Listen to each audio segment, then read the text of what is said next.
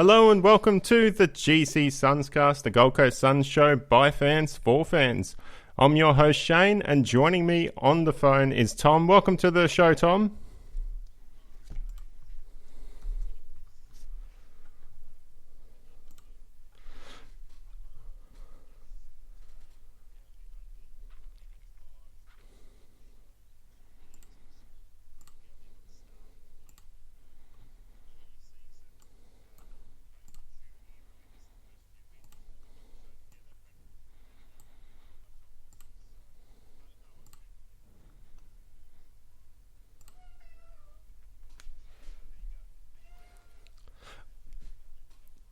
Yeah, I was. It was a really good atmosphere. The 2,000 Suns fans that were there were passionate Suns fans. There were a handful of Crow supporters. I probably saw a dozen, and that was just in my section. We were all sort of crammed on the western side, so I was a bit surprised about that. But there was a whole row between. There was like a row of people sitting. An empty row, and then another row where everyone sat, and we were encouraged to sit 2 seats between each other. Obviously, some people didn't heed too much mind to that, but they at least gave 1 seat. But it was just good to see the football back, see it live. Very vocal supporter group that was there, and it really came across. I've watched the replay since, and it's really come across in the on the TV broadcast. So they've really pumped up that volume, and the players on the field have also made mention of being able to hear that crowd, and it was good. It was good. We don't often get a high ratio Suns fans at games. It's usually the other team. But that definitely was changed on the weekend, and hopefully it go on.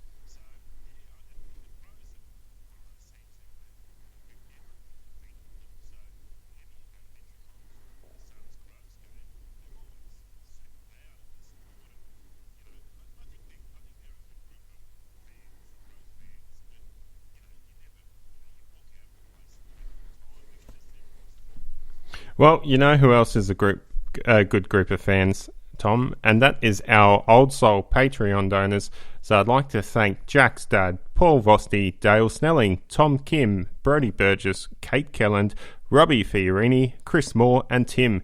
Thanks, guys, for your support once again this week, and we look forward to having you guys on board the GCSUNScast train as we rise to the top. Also, if you want to join the GCSUNScast Patreon donors, head on over to patreon.com/GCSUNScast and help support the show. No amount of money is too small, whether it's $1 or $5, everything counts.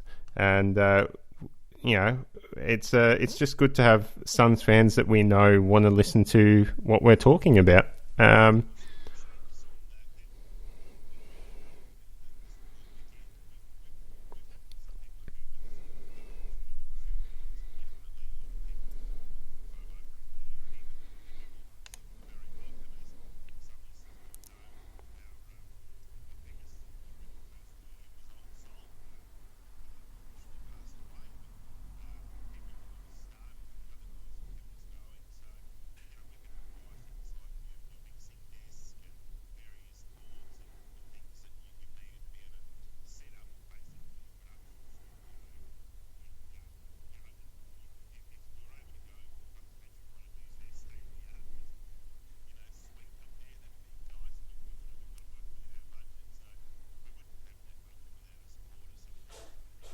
We do, and at the moment, the money is going back into the Suns as we use it to pledge our memberships to the club and help support them in these tough times. And we'll continue to do that in the future. Now, Tom, let's get into the news. We've got the Queensland government coming out and saying they're going to allow 6,500 Suns fans into the game this weekend. So more people get to come and see the Suns. I know it was a bit of a letdown for a lot of Suns fans that tried to get tickets for last week and were unable to. But this week, certainly they've got a much better chance of getting in.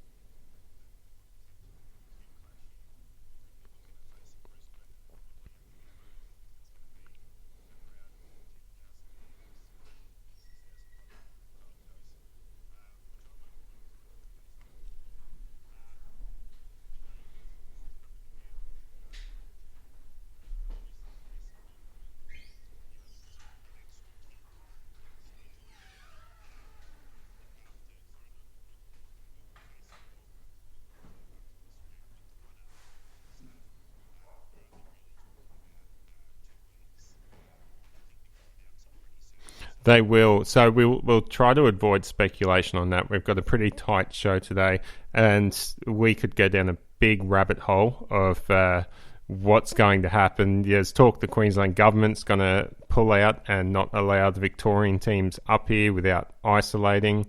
We know the Perth sides want to get back to WA.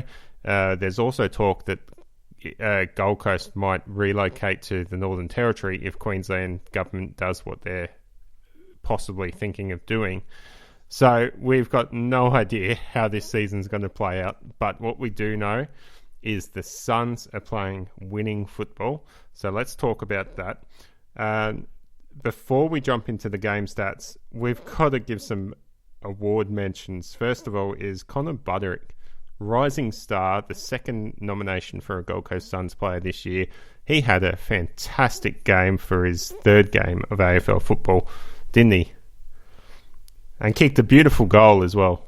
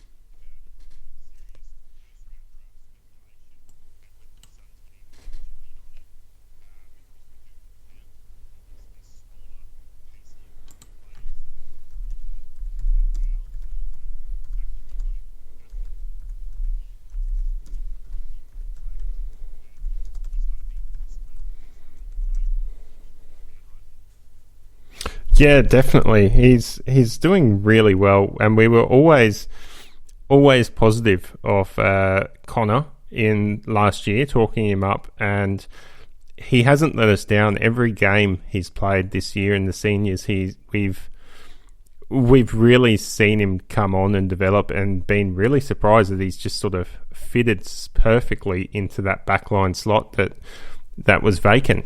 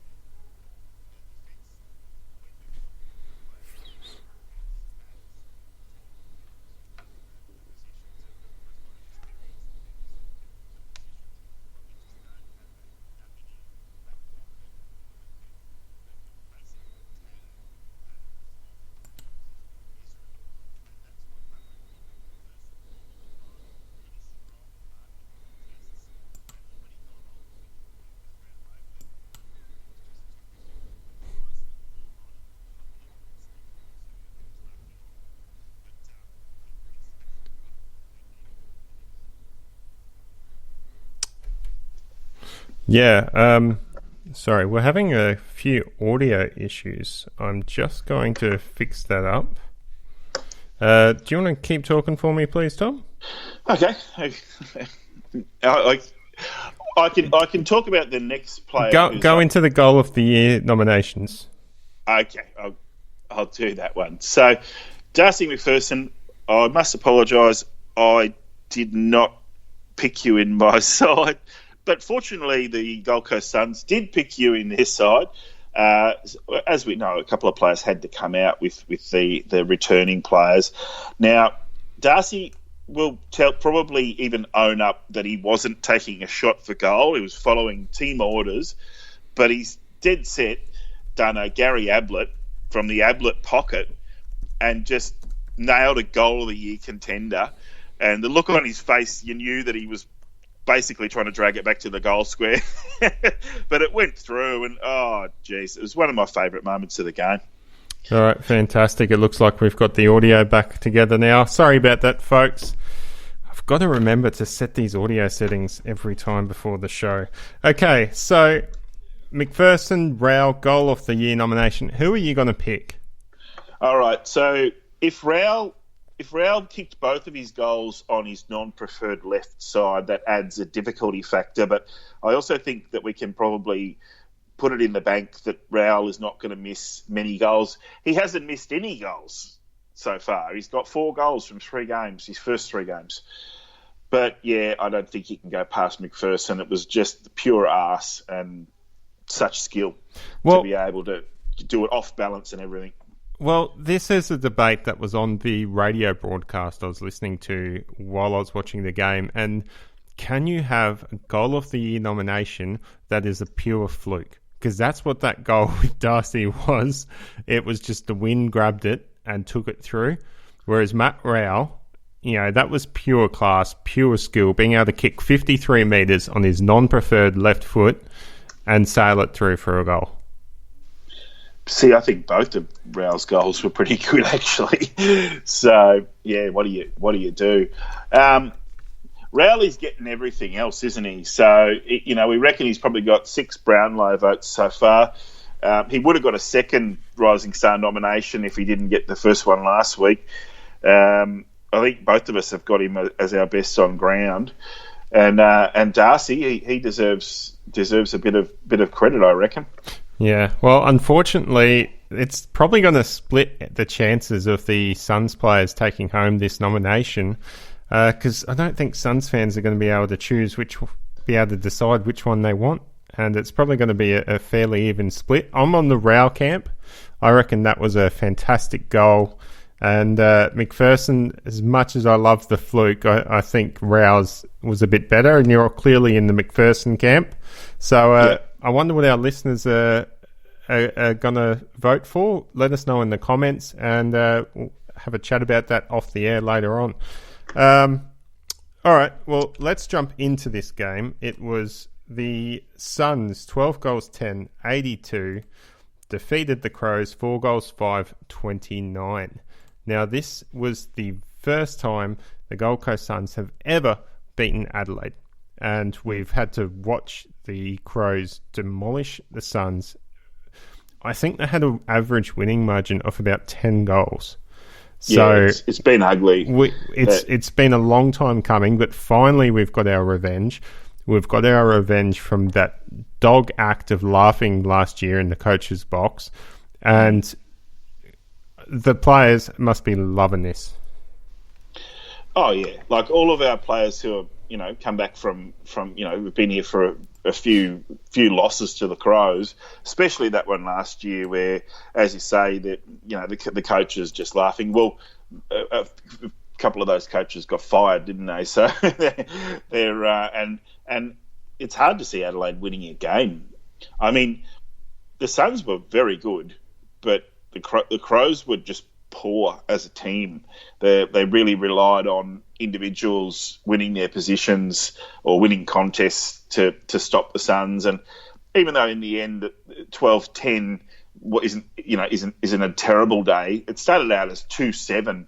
So really coming home with 10 goals 3 was what got the Suns the margin, but it could have been we could have been looking at 100 points if it was more like 7-2 at quarter time, couldn't it? It could have. I mean, that first quarter they had 9 scoring shots. It was all the play was in the Suns forward 50, and they really should have nailed a few more of those goals.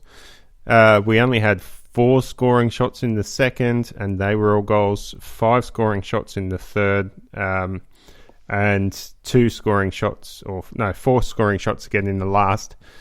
But really, the Suns just dominated that first quarter, and then I think we saw patches in that second and third quarter where the Suns dominated again, kind of like last week against West Coast. We saw a patch near the end of that second quarter where the Suns gained the ascendancy and kicked multiple goals.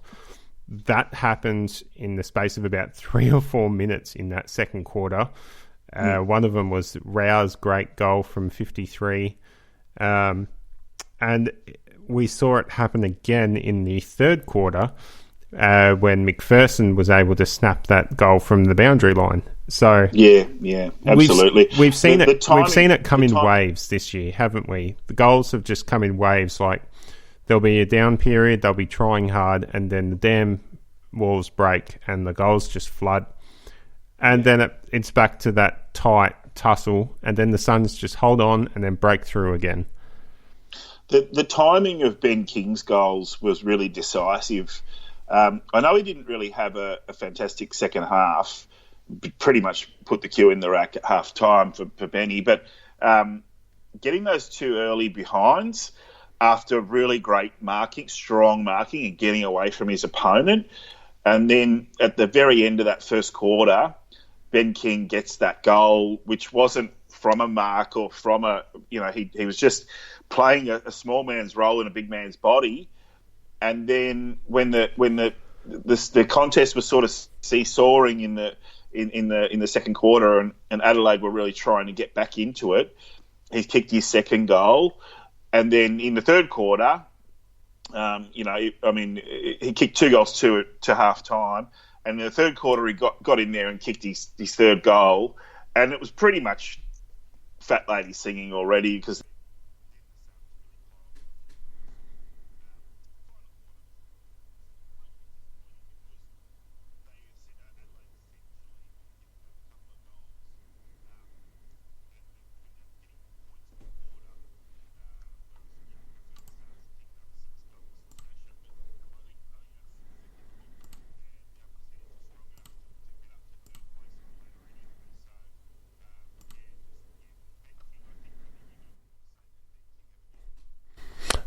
Yeah, I do. Ben King was really good.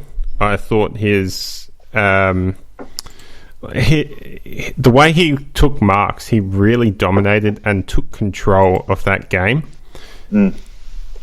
Like, we don't see it too often, a key forward just dominate like that, but the way he was taking the mark at the highest point, he was breaking packs.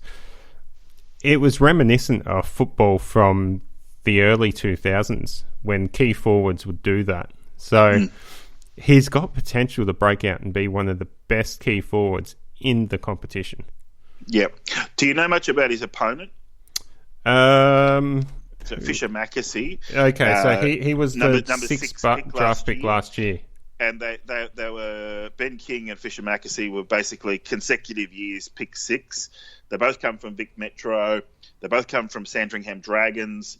And those boys know each other quite well because, of course, they were both defenders, and they were also both sort of pinch hitters up forward because they could go forward.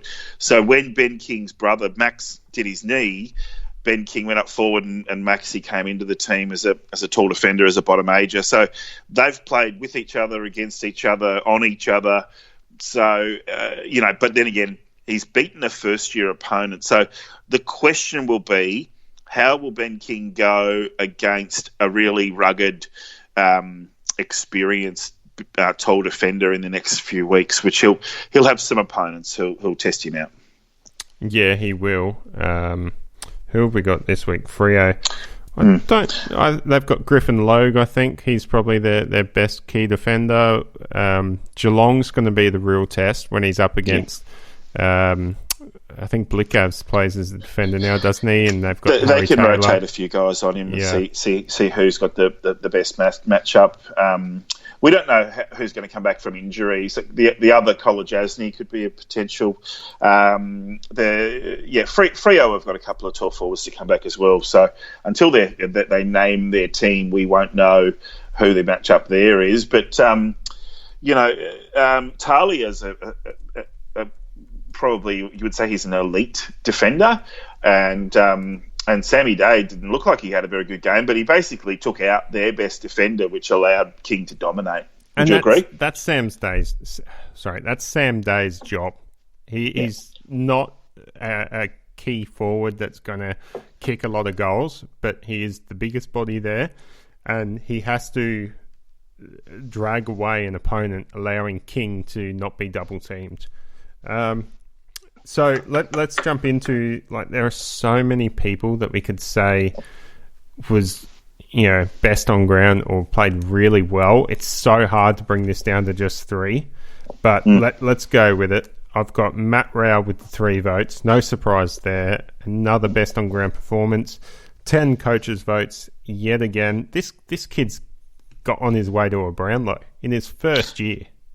Do you have his stats? I know he got 28 pressure acts. 28 pressure acts, 20 disposals, 10 tackles, 8 clearances. The guy's a freak, and the 2 goals. Absolute freak. And he's just there for the other players too. So even in the second half, when he wasn't racking up the possessions, he was still laying the tackles, shepherding, which isn't a stat, but you know when you can see a player who's working so that the teammate with the ball can get in the clear. He just started making other guys giving space for other guys to look good, which is it's what younger players like Ainsworth and Miller and Weller aren't that young, but it's what they've sort of needed, having a bull in there. Like you've got Greenwood in there doing the tough stuff as well. So it's really allowed our pacey little midfielders to just get that extra half a yard so they can actually get away from their opponents. And now we're seeing their talents really exhibited to their full potential. That's the other thing. I wanted to bring this up before the show, but I was going to say at the start of this year, we would have probably been thinking this is the year we're going to see Ainsworth improve. We're going to see Bowes break out. We're going to see Brodie dominate. We're going to see all of these players that's been on the list for 4 or 5 years jump up and start performing.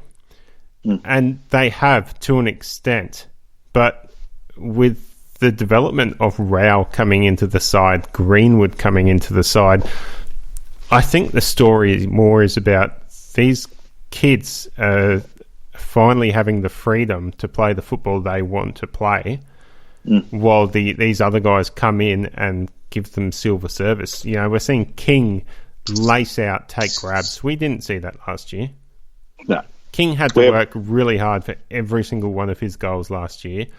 This year, in the 2 games we've seen, either Day or King has had silver service of that football, and it's come from a midfield that's working really hard. It's Greenwood and Rao getting the ball out of the centre and dishing off to Lockie Weller, who's having a career best year.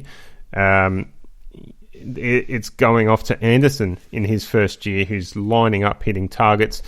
We've got Hanley and Lukosius running off the half back line, doing what they will. It's a real team performance. We're not seeing the individual stand out. We are with Rao, yes, but the players that we thought would be the standouts, they've improved, but the whole team has improved with them. Well, I think the shout-outs here have to go to Buderick, because he's playing out of position and it's only his first year and he's matching it. But the other player who's playing out of position is Jack Bowes. Now, he had 20 possessions in the shortened game. Now, for a player like that, if these were full-length quarters, he would probably get close to 30 possessions, because in junk time, especially in just before half time, and then in the last few minutes of a game that's a blowout, oppositions just try to bomb it forward and the intercepting backs come in and take it. Well, he had 7 marks, and his open play when he was moving up through the midfield was just phenomenal. And players honoured his lead. They didn't burn him. They just went, Bosey's going on a run, they'll take the possession off him, and then they'll give it back to him, and then he's out in the open, and then he hits up his targets. He's just really, really is fitting into that Luke Hodge role that we've been kind of talking about. So I had him for 2 votes, obviously Rao for 3. So who did you do? Have you got a comment about Bosey? Only Bose and Ballard had a team high 7 marks. So both of those blokes playing fantastic, controlling that back line. The other bloke really doing well controlling that back line is Sam Collins. Yeah. He's just come on so much since he's come back from the VFL. Real shame he got injured last year. I reckon he would have been in conversation for All-Australian last year as an All-Australian defender. Definitely in the conversation this year if he can stay fit. Well, I mean, you can understand why defenders go for the spoil when they find themselves out, or they don't want to risk trying to take a mark and dropping it. But it's so soul-destroying when you see a big pack go up for a mark. The fullback just punches it. It goes straight to an opposition player, and bang, they kick a goal. And oppositions who've got reasonably good medium-sized to small forwards will absolutely kill us. But and that's right. And Collins doesn't do that. He does do that to a degree, but he takes marks. He chases opponents. He lays tackles. That's something that we didn't often see at all from Stephen May when he was at the club. Speaking of Stephen May, you've put up a thing on our Facebook page, a team of the Suns now versus a team of the Suns from the past. So players that have left the club. Yeah. So Collins is clearly better than May. Playing in our team now, and not even our potential best team of players who are yet to come back in, versus players who are active in the AFL on the list, which has actually grown to quite a large number. But I had to make up the numbers with a couple of guys like Braden Pruce and Bailey Scott, who never played AFL for the Suns, but they came through our academy. And I also stuck in a couple of guys who played in the pre-AFL sides, like Josh Thomas and Alex Keith, who never took up their senior contracts when they were offered.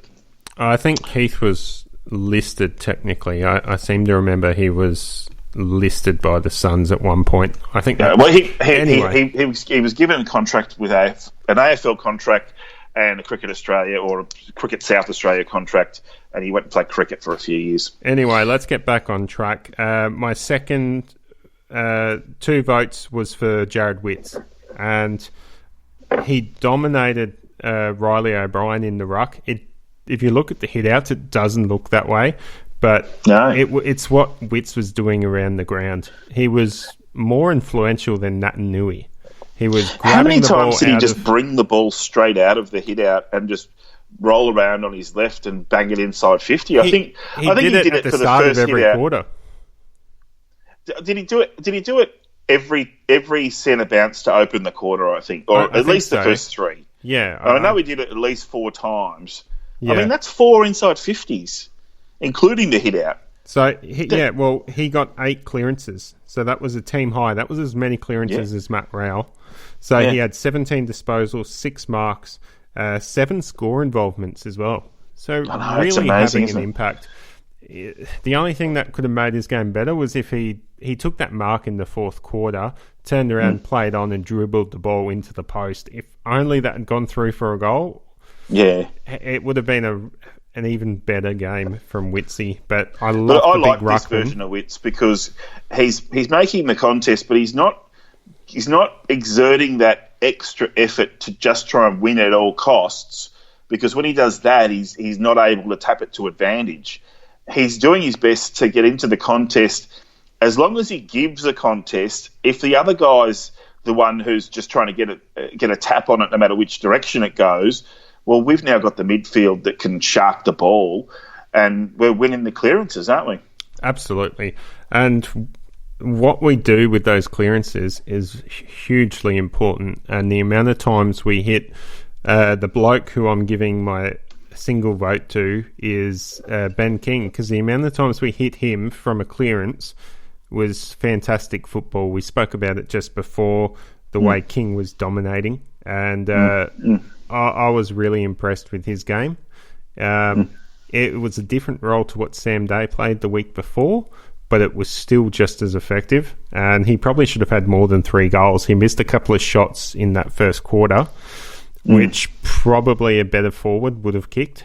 But I think it fired him up, though. I think he really knew that the Suns weren't getting reward for effort, and if he could get on the scoreboard, which he eventually did, right, through desperation, and then he followed that up with he basically scored a goal in each of the first 3 quarters, and I think he was still trying by the fourth quarter, but I also know that he spent a reasonable time on the bench. So, yeah, look, couldn't agree more. He played very well. I didn't give him a vote, though.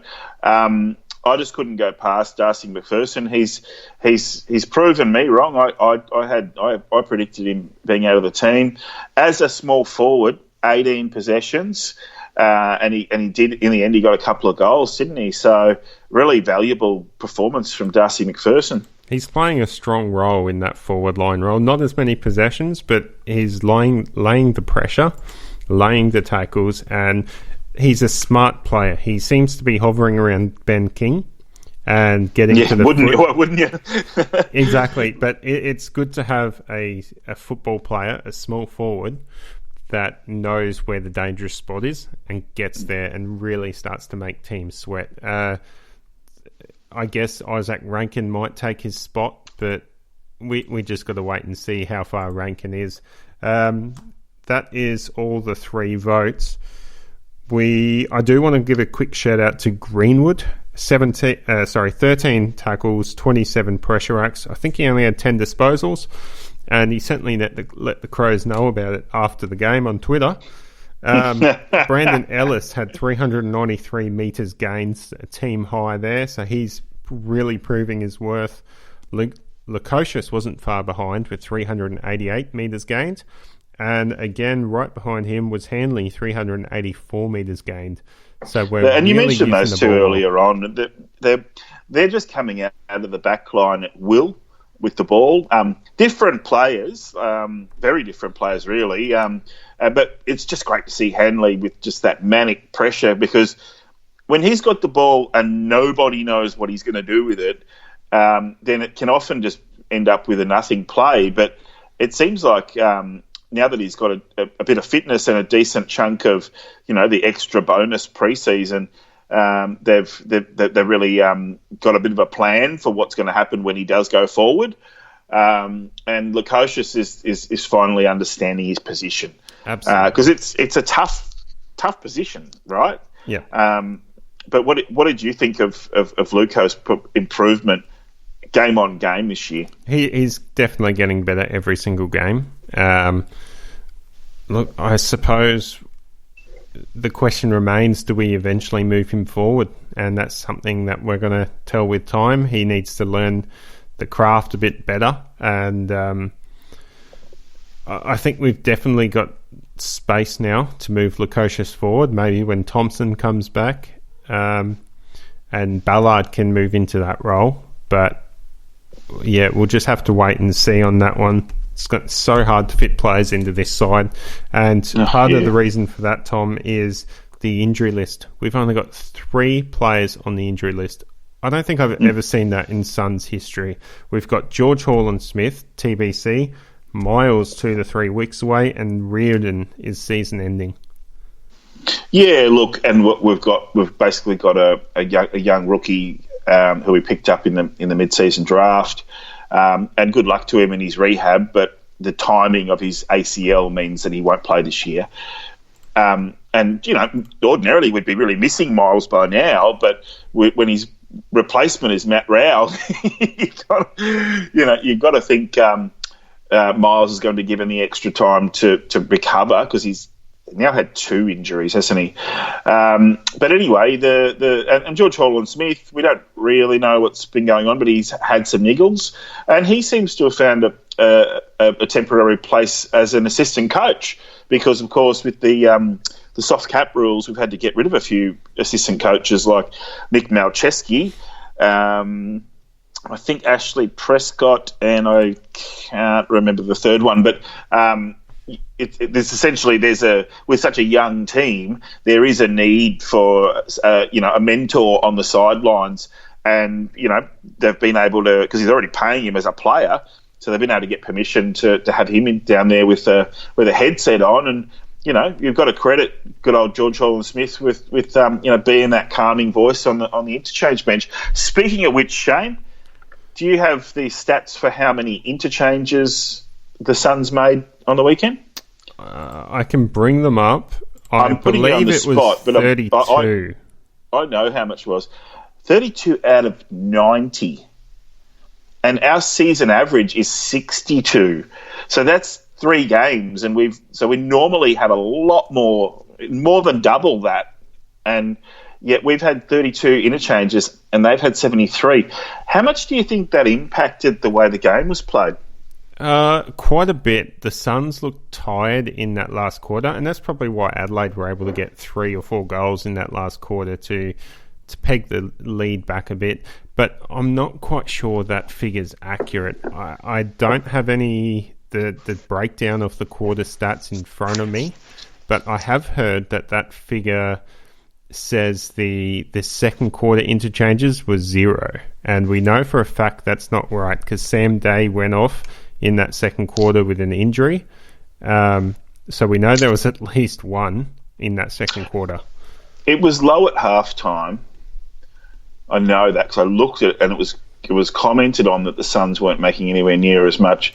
We'll have to see. We'll need to follow that one, but I don't think they made anywhere, even if that's true, I don't think they made anywhere near as many as the full quota. It wouldn't surprise me if they only did make 50 odd. Anyway, if you factor in another 10 or 12. Anyway, we've only got about we'll follow that. We've got about 6 minutes left, so I quickly want to go over the scratch match result that the Suns media team have posted up. Now they're talking about Rankin playing a 4-quarter game, going through the midfield as well. So it sounds like he's promising. He was dangerous in front of goals, hit the scoreboard multiple times. It seems unlikely we'll see Rankin this week, but it could be the week after or later than that. I'd like to see if it's not this week, they don't bring him in for that Geelong game, because I think that's a baptism of fire, going down, playing Geelong in Geelong as your first game.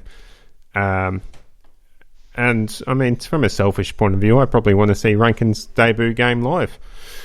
Look, I wouldn't put anything past this team. The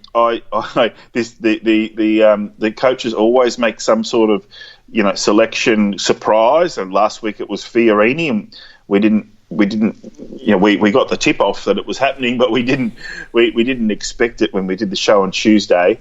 I don't know that there'll be any changes this week necessarily, but I think, and we'll go through the names because there are a few other guys in the scratch match who were given some highlights in that report, but it wouldn't surprise me if they're now considering resting players, maybe not for Freo, but for the trip to Geelong. So I could see Peter Wright's been getting some good write-ups from a couple of scratch matches.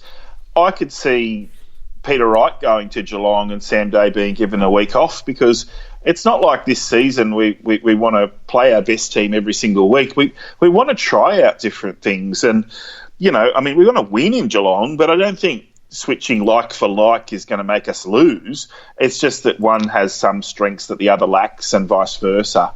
So who were some of the other guys who you liked from the scratch match summary? Okay, well, Will Brodie is getting a lot of talk as well. So it sounds like he's winning a lot of clearances and he's ready to step in should Matt Rowell or Greenwood or Swallow not be available.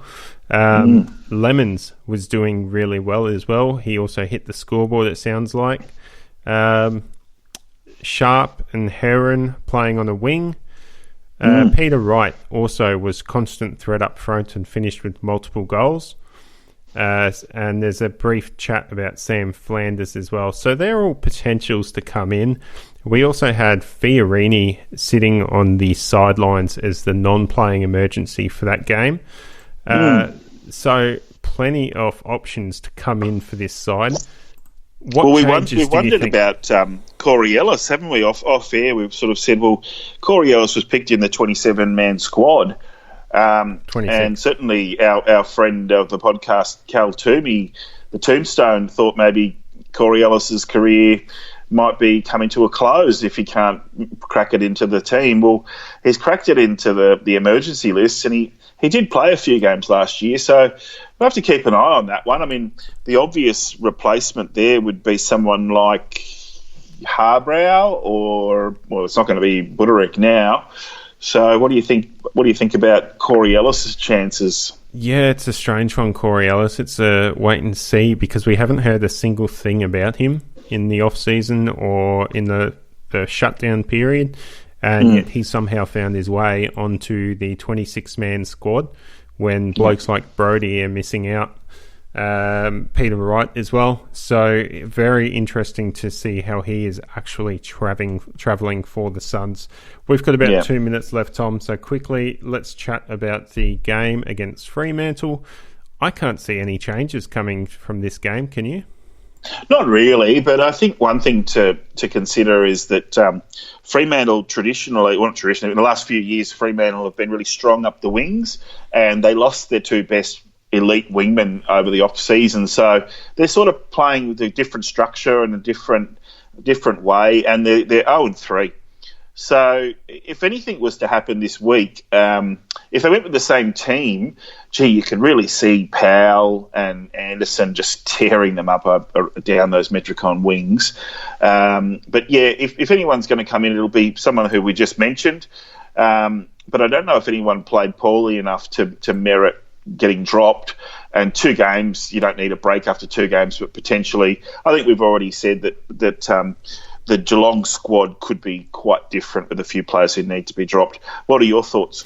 I think the only way we're going to drop someone would be if they're pulling up a bit sore. You know, Sam Day's had a couple of rough knocks in the last 2 games, so Peter Wright could get in through that. Holman and McPherson have played it pretty rough. Yeah, Lemons could find a way in through there, or Flanders, or Rankin even. And then Fiorini, being the non-playing emergency, he's got to get some game time, and I would think he's probably the best chance at getting back into that squad, maybe at the expense of a Harbrow or an Anderson. They have struggled the last couple of games. Anderson had a really good game against West Coast, but was marginally... not marginally, he was significantly quieter last week against Adelaide. So possibly Fiorini can get back in, but I'm expecting no changes going into this week. You'd really like to see the Suns win all 3 of these games in this bracket, because remembering we had round 1 at Metricon and we lost that. Yep. So winning 3 out of 4 games at Metricon is... Finals are looking... likely, but I think we've got to win this one to start talking about the finals. Absolutely, and that's it for us tonight. So go Suns and let's smash Freo. Yeah, go Suns.